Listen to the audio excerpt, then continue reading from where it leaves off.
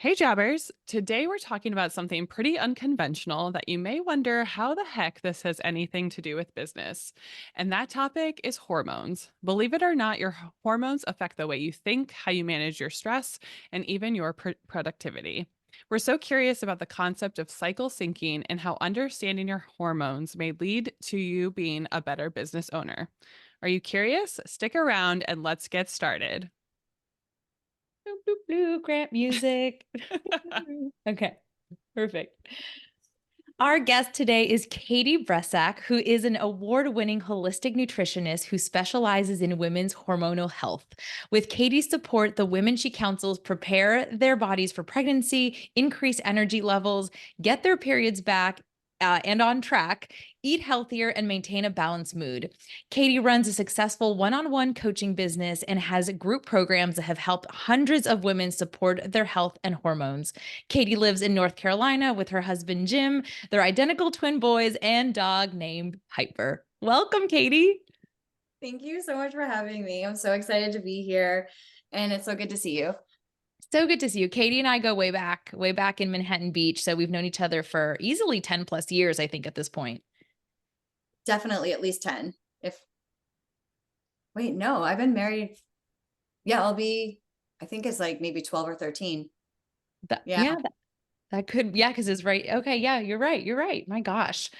Um, we're so excited. We were just talking kind of before we started recording about this, and we already know we're going to go on a bunch of tangents, but this topic is absolutely fascinating. But before we dive in, do you think our male listeners should stick around for this episode? Do they have hormones that could affect either their decision making, or is this going to be a women's only? Okay, so a few things about that. One, I think everyone should stick around because this should be a topic that men and women both understand, that we all have a deeper understanding of the menstrual cycle, whether you're cycling or not, because this is something that we didn't really talk about. We were mentioning this at the beginning, like growing up, we did not have this type of education. And as we're learning as adults, I would also like our males to learn with us, our partners to learn with us. I mean, my boys just turned 4 and they follow me to the bathroom. So when I have my period, they're like, "What are you doing?" And I explain to them, not as detailed as I will eventually, but they're already learning, and they're like, "Mommy has her period. Mommy's a little bit more tired. Mommy's a little bit more irritable. It's not about me." So I think it's important for that aspect, right? And not to make it a taboo, because it's not. It's very, more than half of the population has a period, right? So we should all understand what's going on.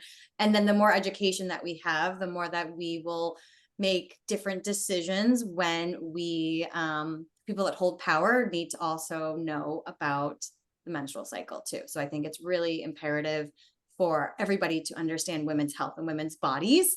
So that's one point. The second point is, men do also have a cycle, but a very different type of cycle. Men have a 24-hour hormonal cycle.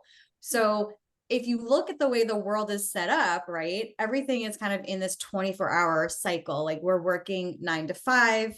I mean, not really 9 to whatever.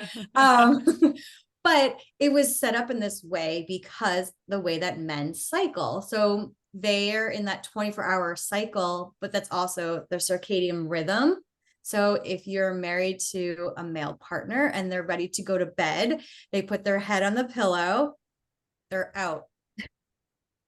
100%. Drives me insane.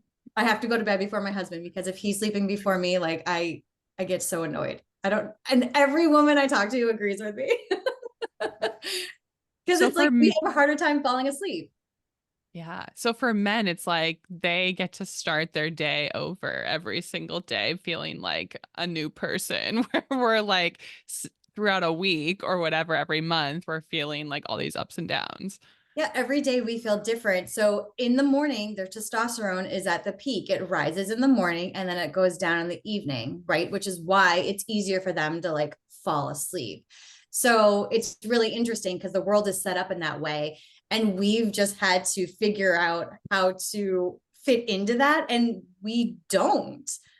And we get overwhelmed more. We have more anxiety, more stress, more burnout because we're trying to fit a mold that is not in balance to our hormones and our life and the way that we cycle.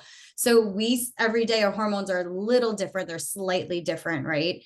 And then depending on what your cycle is, like you could have a 25, 28, 32, 40-day cycle, and you're going to feel a little different every single day versus the male cycle. They get that reset every day. That's wild. I mean, I'm now wondering what the world and work life would be like if it was set up to focus on women and how we operate. That's so fascinating. We would probably reduce burnout, work burnout, and overwhelm, and we would have a little bit more of a empathy, right? Like we just all need to be more empathetic to what people are going through, which is why if you're a male, you should definitely stick around. Good point. Yeah, I love that. So, Katie, what would you say that your clients are feeling or not feeling when they come to you? What are sort of their major complaints and like how do you go about fixing that? I feel like that's a really hard question to answer because there's so many different hormonal things going on, and depending on where you are like in your hormone life phase. So I'll break it down in like the phases, because that might be easier for people that are listening to kind of like see where they might fit in.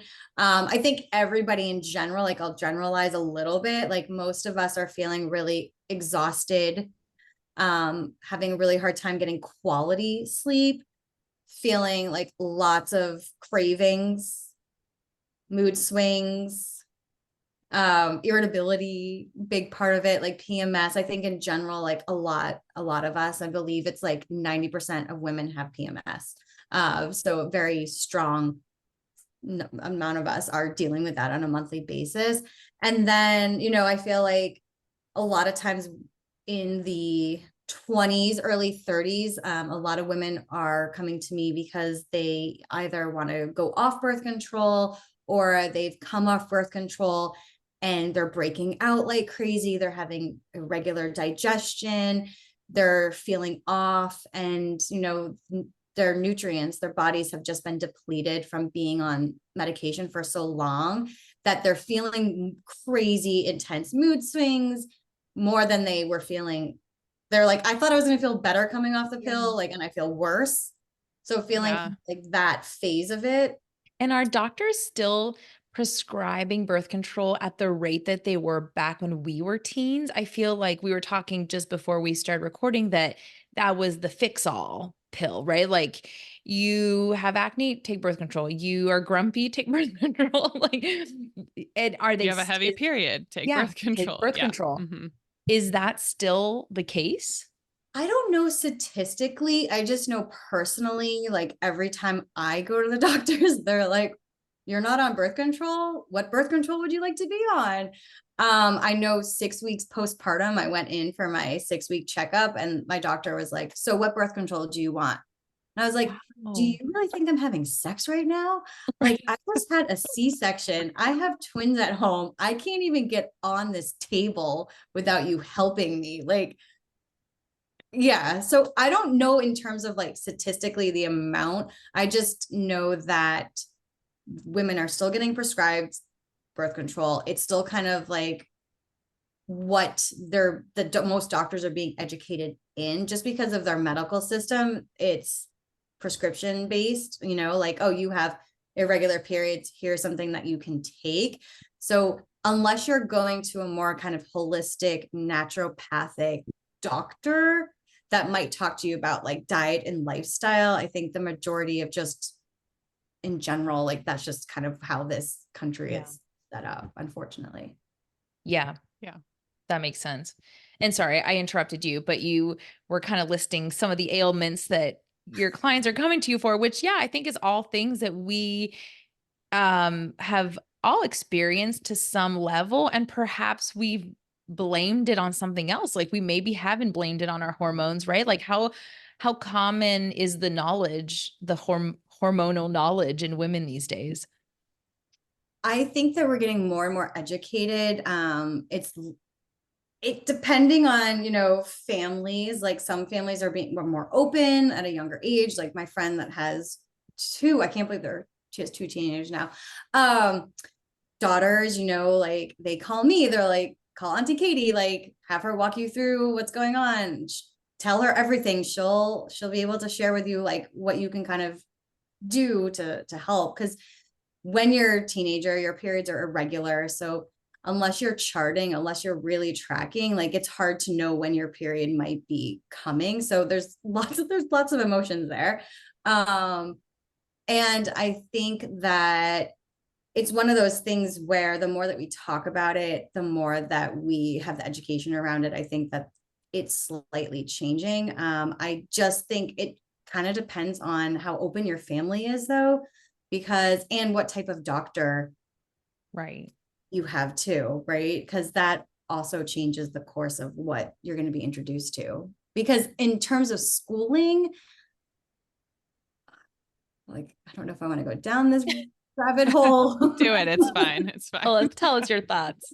Well, like with everything that's going on in the United States right now with abortion and now IVF and now with birth control, right? Like one of the first things that goes is the education in the schools, and all the education we got was not great in the 90s, right? So Yeah. I don't think it's gotten much better. I mean, I'm not a teacher, I'm not in the school system, but the less that we have education around women's health and when we're actually fertile and all of those things, if we're not educating, that's also an issue for everybody. It's not just women's health, Yeah.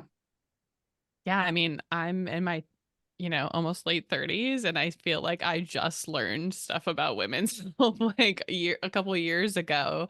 And so I think it's fascinating, that people younger are talking about this, because I think when you are younger, you're confused as to why you feel a certain way or why you feel emotional, but then you kind of feel some shame around it too, because you don't know what you don't know and you're not knowledgeable about your hormones. Yeah, and I think like just having these conversations, and that's what at the beginning, like, should men stick around? Like, yes, like let's all have these conversations because it's about health, women's health, right? So it's just like the more that we're educated, the more that we have an understanding, and myself too, until I got into women's health, like I just started with nutrition and health and wellness, and then diving into women's health, it opened up all these other doors and windows and all the things. I was like, I had no idea either about why I was feeling this way and what was going on in my body, and why I was always fighting with my mom like the day before my period arrived. Like if she and I were on the same page as teenagers, would have been smoother sailing. So true. It's so true. And that brings me back to kind of, what do you tell your clients that come to you? And we said, how do you fix them? I'm sure part of that is education, being like, hey, this could be normal. I know they come to you and there are abnormalities and there's things that they can heal or fix or change and whatnot. What are some of the strategies that you've used to do that? So going back to that, like people coming for different reasons. So whether it's like coming off birth control or PMS, right? That's very different than preparing for pregnancy or pregnancy, postpartum, perimenopause, right? But the foundation to all of that, no matter where you are in those different hormonal transitions of your life, keeping your blood sugar balanced is the foundation to hormonal health. It's also the foundation for, not having diabetes and your heart health. Like it's like one of the most important things to focus on, but especially for women's health. Like if you've ever felt hangry or having lots and lots of cravings, all of that, because it's directly related to your stress, your cortisol hormone. And when we're not eating in a way that supports the foundation to our hormones, we are going to run into cortisol.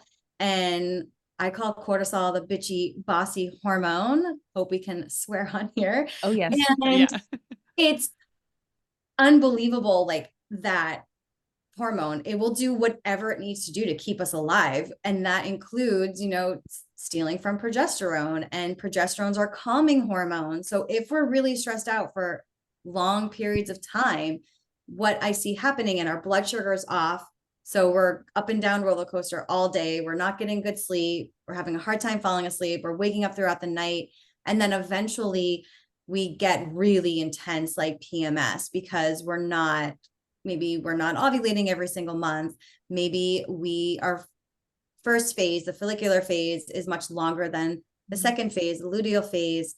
And what can happen over time is that like the less and less that we're ovulating, the less that we're producing the progesterone, the more irritable and moody and I guess like enraged we're going to be feeling, right?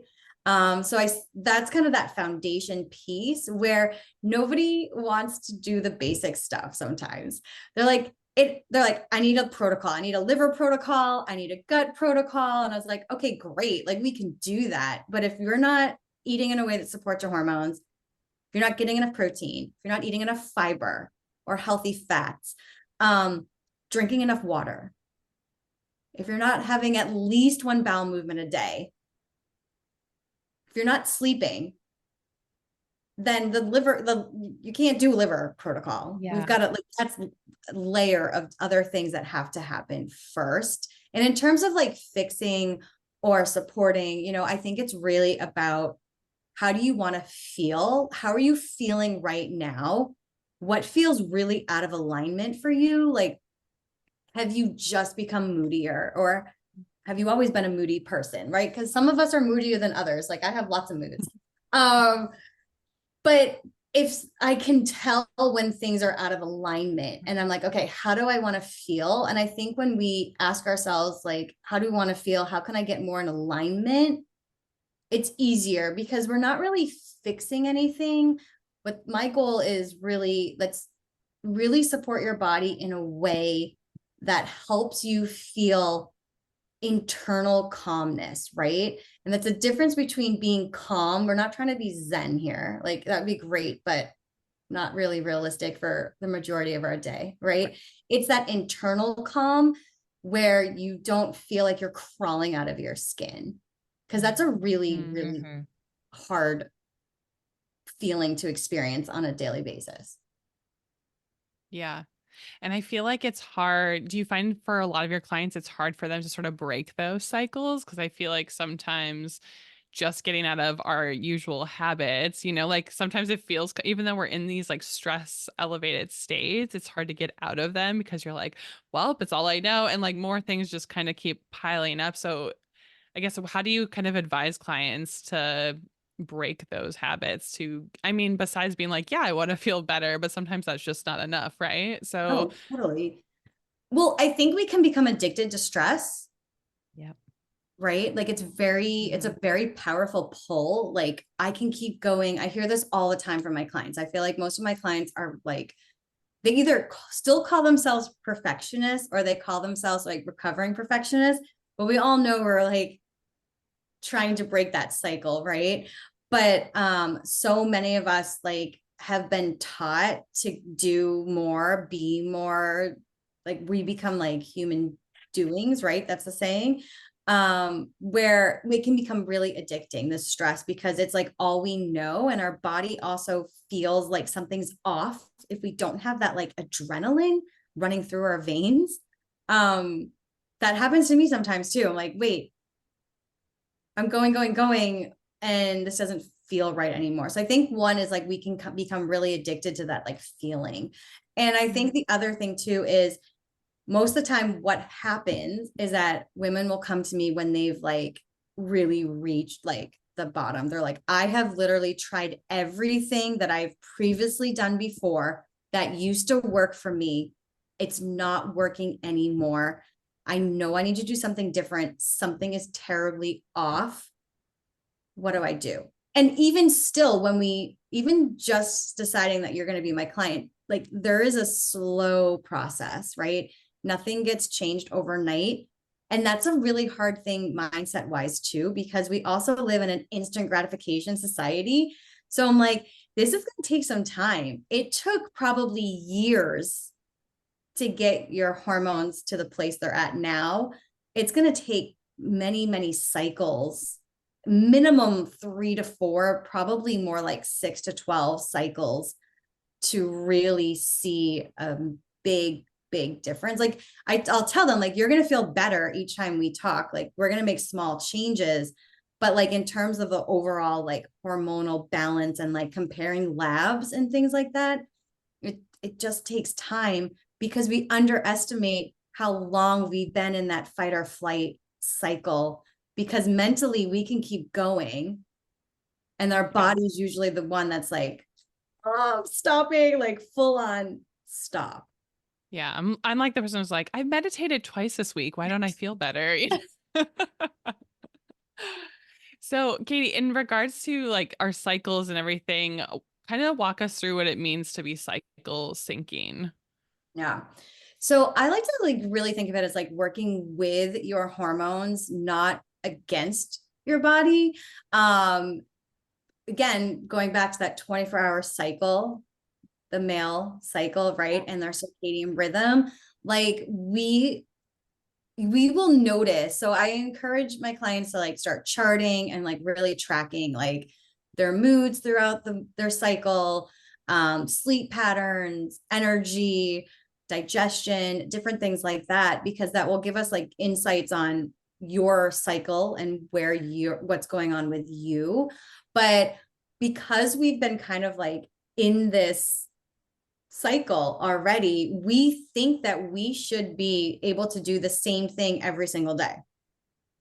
Because anytime you've ever worked for anybody else, right? You go to the office, you're expected to perform the same way every day.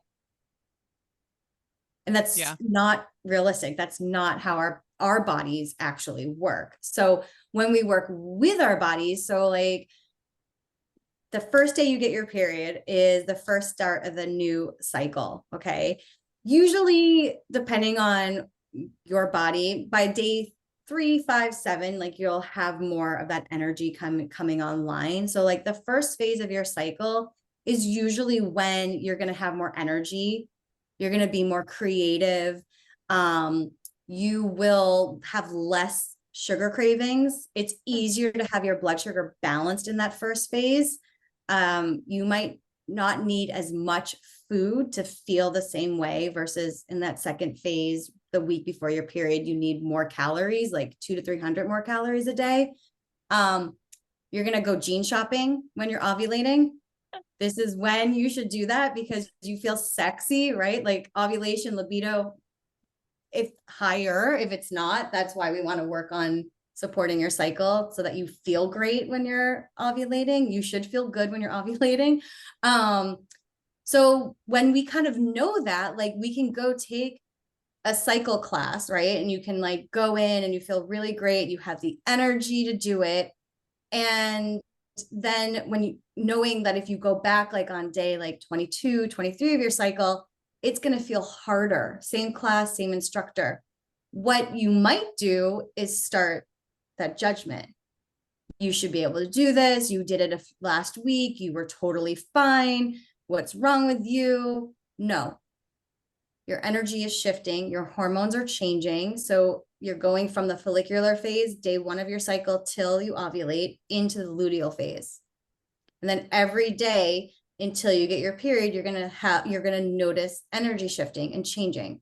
You're going to feel a little bit more tired. You're going to feel a little bit more introverted, less social. Try not to schedule a big event, especially the week before your period when you're kind of in that deep luteal, right? Try to ask for a raise when you are ovulating.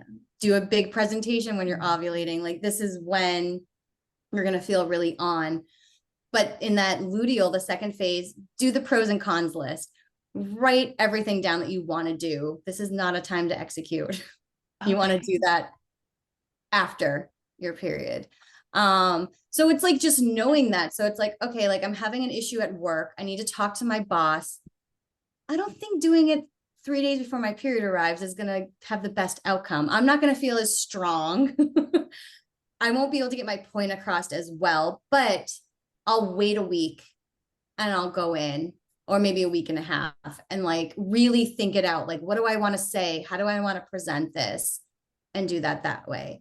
In terms of diet, like seed cycling is a great way to like be really in tune with the cycle. And if you don't have cycle in the sense that you're having really irregular periods, you can do that with the moon. So that's another way of kind of like eating for your cycle and like syncing with your cycle and working with your body. And keeping that blood sugar really balanced. There's lots of other foods and things you can add in, but I always suggest like get that blood sugar balance first. It sounds easy, but it takes time. And then really learning different foods and things that you can eat within your cycle. But I think it's like just knowing that it's okay that you don't feel the same every day. Your brain is going to feel different, and trying not to like make yourself do things when your brain's not functioning. I feel like I would sit and try to write, I don't know, like a paper for college or like something, or do a project at work, and I literally could not get it done. And I'd come back to it when I was in a different time and knock it out in like an hour. We have to rewind a little bit and talk a little deeper about this, because this is what I find right now super fascinating for business owners. One, we didn't have the education. So a lot of us are in our late 20s, 30s, maybe even 40s, and we're just learning about how our cycle affects our whole life, and other people's lives, but how to use it to our advantage. And I think, Kari, you said earlier, like sometimes there's shame around it, but dang, this is a superpower for women.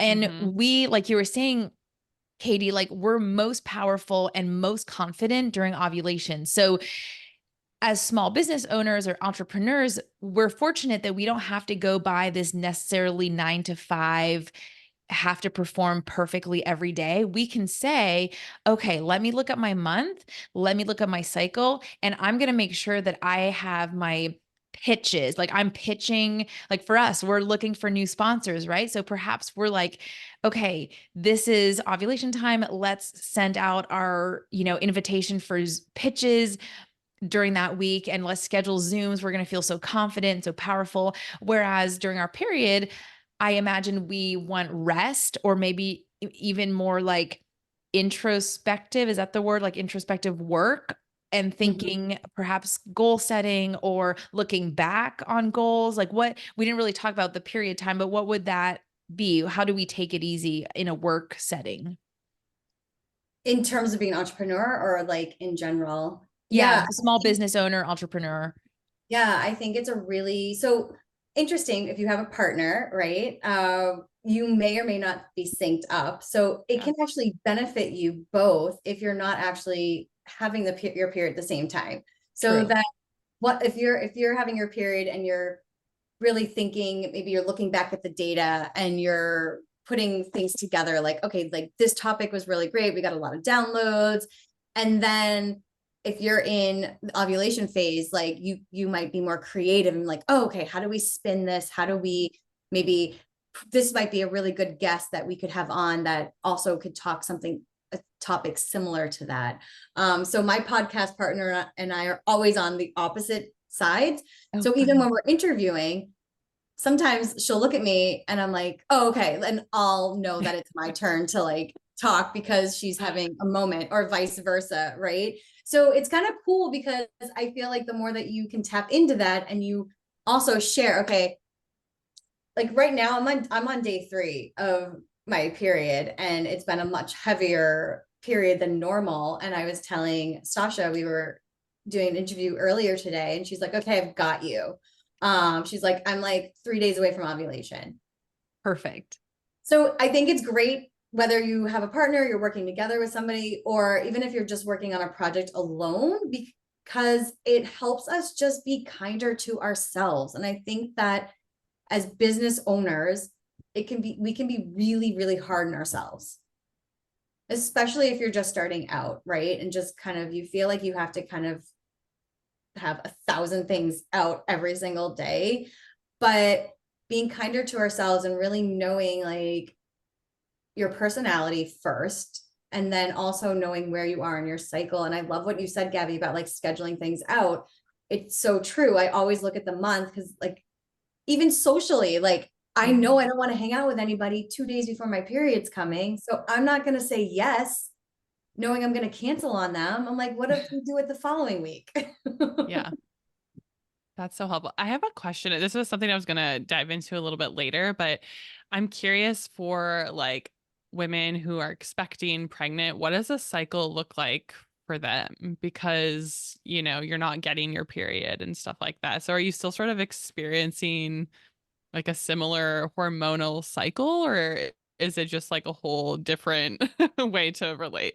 It's a whole different ball game in that space.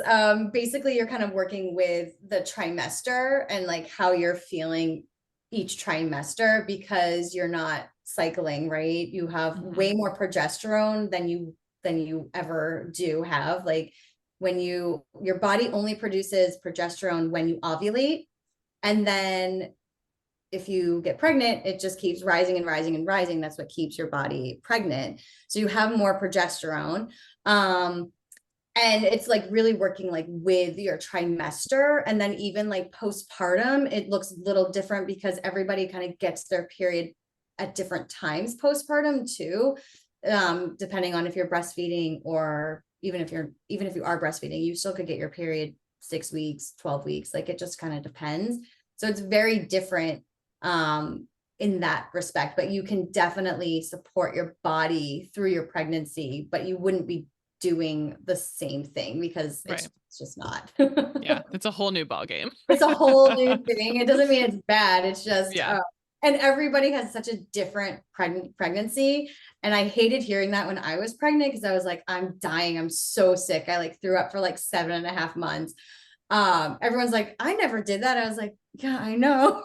Yeah. But that's why it's hard too, because every experience is so different, especially like body pains and sleep and can you eat, can you not eat? Yeah, it's all different. But I will say one thing: keeping your blood sugar balanced is also key for pregnancy. And to help prevent a lot of like that feeling of like morning sickness and the nausea. For sure. Man, it's just so fascinating. I think too, going back to like Gabby, what you're saying, like being able to schedule out as like an entrepreneur and kind of know your cycle.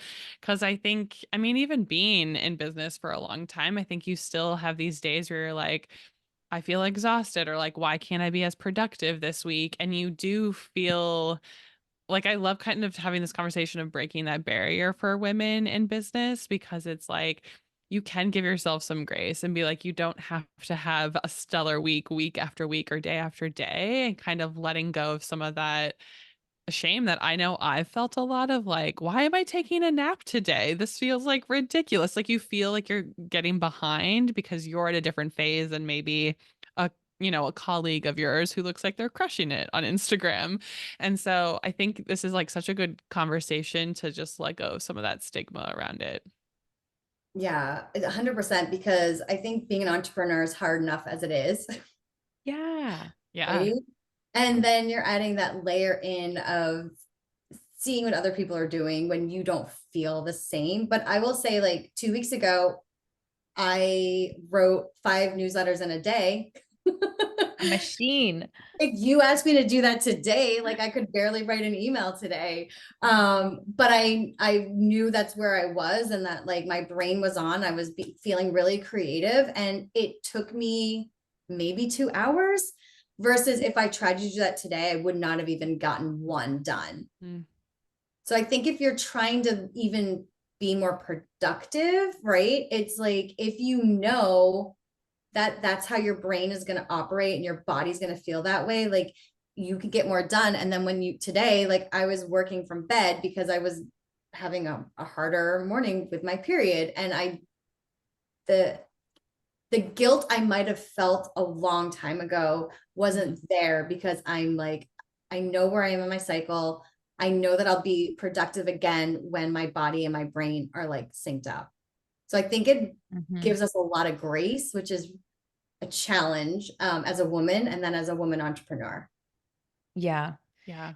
Yeah. And I want to talk a little bit about maybe kind of combining 2 questions in one here, but people who are experiencing burnout in the workplace or anxiety, and like you mentioned, new business owners that really get kind of anxious or feel paralyzed about taking action, how do you recommend it is possible probably that there's a huge hormone imbalance, right? Because they're probably highly fueled on caffeine, which we all are. And it's part of the entrepreneurship mentality, like coffee and business. And, it kind of goes hand in hand. But how would you encourage them, or what would you recommend they do to take a look at their habits and then take action to avoid that burnout? Or perhaps it just goes back to cycle syncing and saying, give yourself grace. You're allowed not to feel okay this week. You're going through your period. I think there's a few things. I think one, please have water, food, and then coffee. Try not to drink coffee on an empty stomach because you will feel more anxious. Like there's really no way around that. You're basically pumping your body with adrenaline and cortisol. So you're going to feel more anxious doing that. So water, food, and then coffee, please. That will help a little bit. I think that a few things. One, walking into owning a business and running a business is a huge leap of faith. We all know that. We've all been there, right? So it's also acknowledging that you're a badass and that you're starting something new and that it's going to be challenging. And what you were doing before is not going to look the same as what you're doing now. And I think that's the biggest hurdle sometimes. Like, I know I used to still sit and be like, okay, I'm going to work 9 to 5, even though I don't have 9 to 5 work to do. Right? It took me a little bit of time to because I was in the corporate world for a long time. It took me a while to get out of that mindset. So I think a lot of it is a big mental shift that does help with hormones because it helps with reducing the cortisol, which can help us feel less anxious. And then big piece of it is really eating in a way that supports your body and your hormones. If you're not eating enough protein, you're going to feel anxious. If you're scrolling on your phone until you go to bed, you're not going to get quality sleep. You're going to wake up feeling more anxious. So the more that we kind of do these small things over time, that really is what leads to burnout. Whether you're a business owner or you're not, it's these small habits that you're like, oh, it's not a big deal. I'm just going to drink coffee all day. Oh, it's not a big deal. I'll just go to bed at 2 a.m. I have a project to finish. Right. Over time, that is what is really the catalyst of the hormone imbalance and not having our hormones feel supported. Yeah. And, Kari and I have talked a lot on this podcast about hustle culture and how we now in our late 30s, are we late 30s? No, we're mid 30s. Mid 30s. But we are in our slow entrepreneurship era. And I think it is also in part because this type of education is coming out. We are now we're aware of nutrition. We're aware of the benefits of weightlifting as opposed to just doing cardio like we were all told to do in the 90s. All this kind of stuff is coming out thanks to podcasts, honestly, for me personally, and from people like you. But it's all kind of been fascinating that there is still a little bit of hustle culture that's there. And who is asking us to hustle? Truly, if you think about who's telling us to do this, we can still be just as successful in taking a bit of a slower, kinder route. Yeah, I think our brain is a jerk sometimes. Right? It's really, a lot of it is our brain telling us we should be doing something that our body doesn't actually feel comfortable doing. So I always am like, okay, my brain is really tapped in today. I'm being told what to do. How is my body feeling? What do I have energy for? What can I actually do today? Can I just take a day off? Right? Yes, I can. I'm the boss. I'm my own boss. So I think that hustle culture exists for many reasons, right? And it goes back to that corporate world. It goes back to the way that it's set up, not for us, right? So even just understanding that this was never set up in a way for us to succeed in helps me sometimes be like, well, then why am I going to feed into that? Right. When it doesn't work for me. And it never really did. Like, if I look back at any job I had, I'm like, why do I have to be here? Like, why do I have to sit here when I could just do this tomorrow? But it's only 4:30, so I have to still sit here. Yeah. Oh, I Which is hated why that. I feel like if you look around at anyone in your life, you're like, most of the people I know are burnt out or tired all of the time. Yeah, all my clients are, because a lot of them have big jobs, like they're CMOs, CEOs, and like that's what they want to do. And I respect that. And even if you are at that level, they're just the small changes you make on a daily basis make a big impact on reducing anxiety, reducing stress, reducing burnout. Many of us are just not even eating enough food. I see that so often with my clients. Like, I'm eating so much. I'm like, oh my God, like, no, you're not. But it goes back to that hustle culture. Oh, I just don't have time to eat lunch. Like, I can't leave my desk, or I schedule all my calls so that I can be done work at 5. And it's honestly not working for anybody at all anymore. Like, it hasn't for a long time. I think COVID really brought it more attention, and then now everybody's kind of going back to that. I've just noticing so much of that with my clients who are expected to like be back in the office. Which is crazy, because did we not learn during COVID that actually people were more productive if they were able to stay home and like do laundry and care for their family and all these other things? And like, wasn't productivity higher? Like, I know some people that could not work at home. It just did not, and that's fine. They were given like a remote office or whatever that was, but it's so strange to me. It goes back to old ways. And it goes back to money, because a lot of Yeah. these companies have like 100-year leases, and Oh yeah. nobody's especially my clients in New York City. They're like, there's no reason why I have to be here, except that they're paying ridiculous amounts of money for this office. 100-year leases. That sounds wild.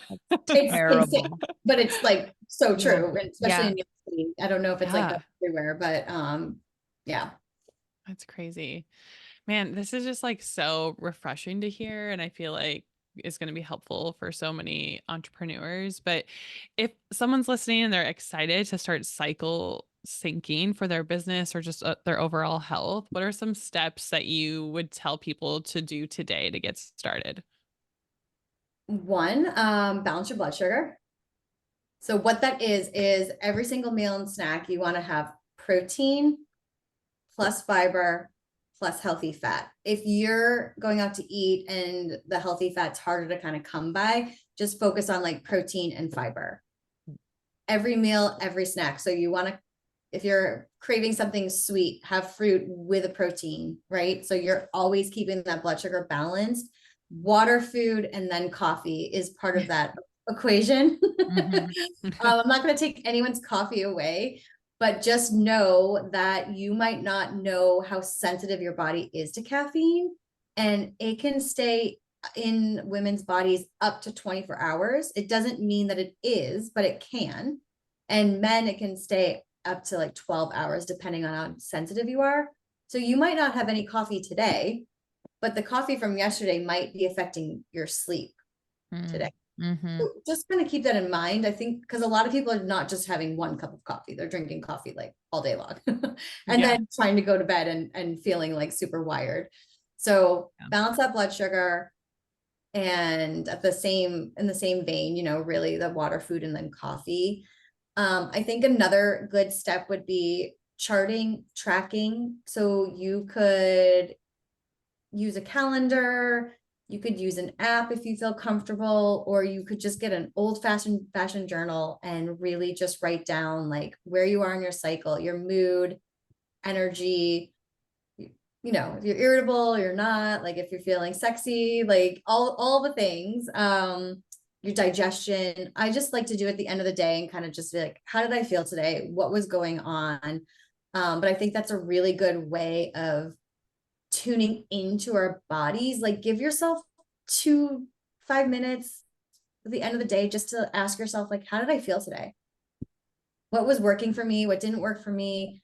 Where am I on my cycle? Do I need to cancel a meeting and reschedule? Like, where can I show myself some grace if I'm like heading in towards my period and I didn't plan the way that I thought I did, you know?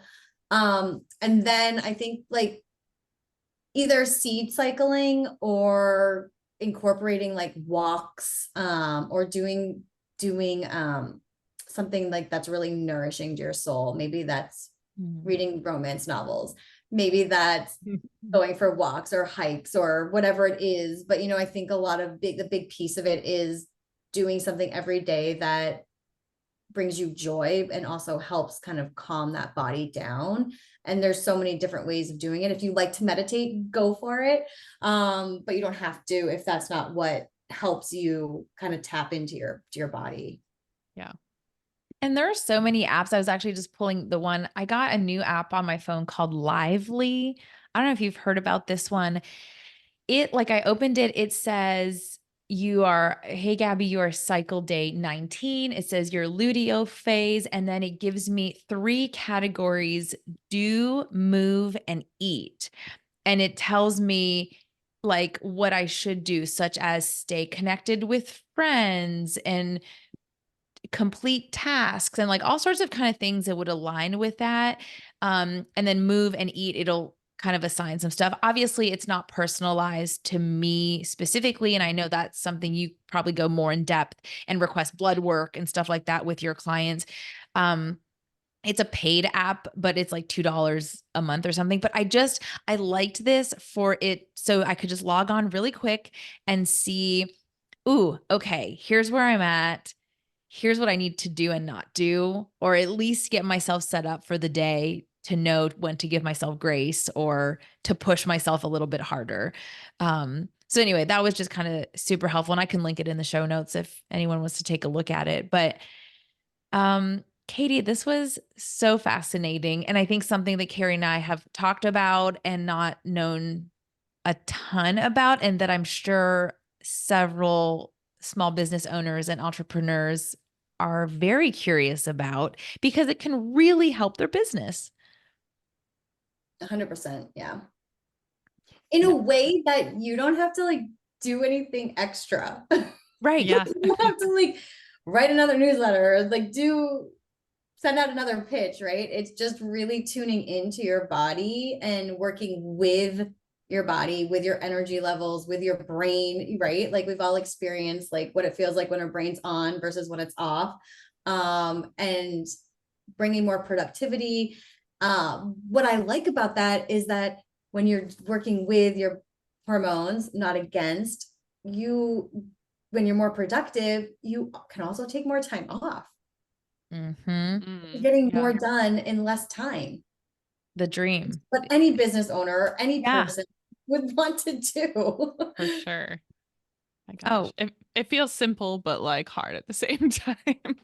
Yeah. And I think it's like one thing at a time. Like, okay, so start with charting or use an app. The one thing about an app is just like, be really mindful because they're going to predict ovulation and it's not going to be accurate. So if you're using something like that, just know it might, whether you're trying to get pregnant or you're trying to prevent a pregnancy, like it's not going to be like accurate.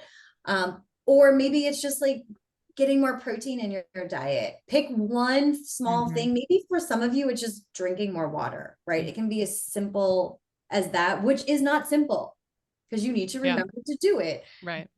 So pick one thing, focus on that until it really feels like you're enjoying it. It's a habit, and then add something else. Like we don't need to like go from 0 to 100, especially when we're trying to support and heal our bodies and our hormones, right? We're not going to like put more stress on any of that. Yeah.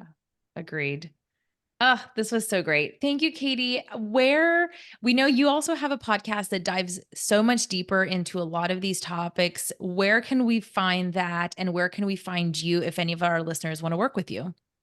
So we're on anywhere you want to listen to your podcast. We're Period Besties, and we have new episodes coming out every Tuesday And we've released a bunch of mini episodes. We're actually in the middle of doing the 5 phases of your cycle, like deep dives.